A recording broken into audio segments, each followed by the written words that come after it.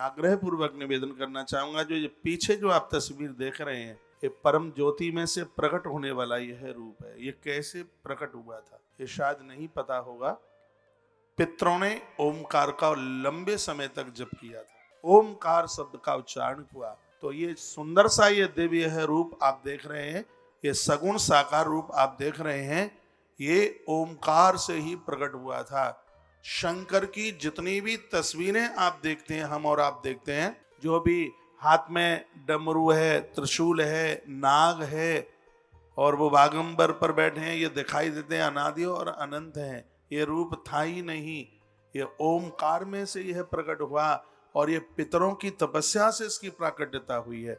इसलिए तो पूर्वजों को, पितरों को कभी भूला नहीं जा सकता। और ये मैं डंके की चोटे बात बोल रहा हूँ, ये जो भगवान महादेव का ये दिव्य रूप विग्रह आप ये हम और आप ये देख रहे हैं, ये पितरों की तपस्या का परिणाम है।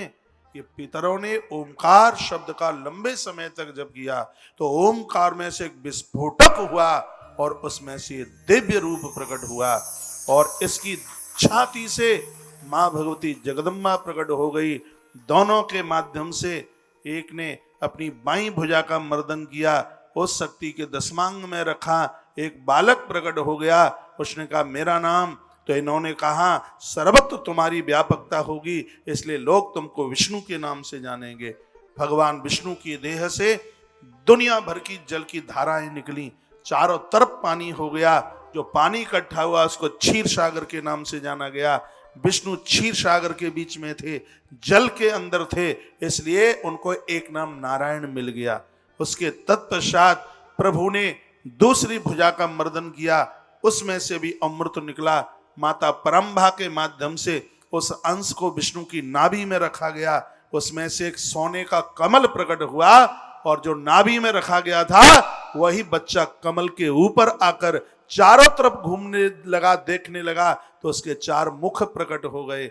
कहने लगा मैं कौन हूं, जिसने मुझे पैदा किया है मैं उसको जानना चाहता हूं। आकाशवाणी ने कहा तुम अपने मूल को जानना चाहते हो, इसलिए प्रकृति तुम्हारा नाम ब्रह्मा रखती है, उनका नाम ब्रह्मा हुआ। इन्होंने अपनी भ्रकुटी से एक ताकत को प्रकट कर दिया, उसी को रुद्र के नाम से जाना गया।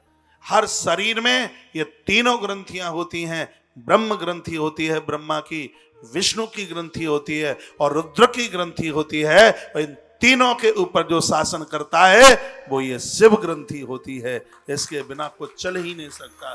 ये अनादि है, ये अनंत है। वह लोग भटके हुए हैं, वो लोग भूल गए हैं, एक अज्ञान के दलदल में फंसे हुए हैं, जो ऐसे महादेव को, ऐसे शिव को जो भूले हुए हैं, जो मृत्यु से लेकर के जन्म तक का जो अधिकारी है, जिसके बिना मौत भी नहीं और जिसके बिना जन्म भी नहीं, ऐसे अनादि और अनंत ये महा सदाशिव हैं, इनके बिना कुछ भी संभव नहीं हो।